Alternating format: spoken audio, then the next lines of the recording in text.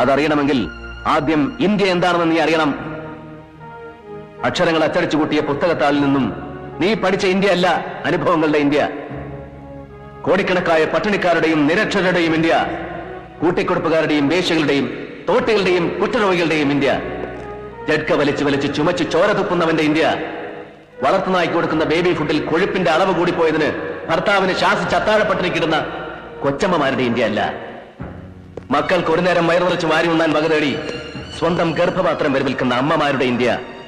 ഇന്നലെ നീ അവമാനിച്ച് ചാട്ടിയിറക്കി വിട്ടില്ലേ ആ കൃഷ്ണേട്ടനെ പോലെയുള്ള പാവം മനുഷ്യരുടെ ത്യാഗങ്ങളുടെയും നൊമ്പരങ്ങളുടെയും ഇന്ത്യ.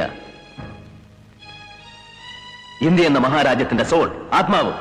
IAS അക്കാദമി വർഷാവർഷം അടവച്ച് വിരിച്ചെടുക്കുന്ന നിന്നെ പോലെയുള്ള സ്നോബുകൾക്ക് ഈ ആത്മാവ് തൊട്ടറിയാനുള്ള സെൻസ് ഉണ്ടാവണം, സെൻസിബിലിറ്റി ഉണ്ടാവണം, സെൻസിറ്റിവിറ്റി ഉണ്ടാവണം. Stop your bloody rhetoric. Shut up, you.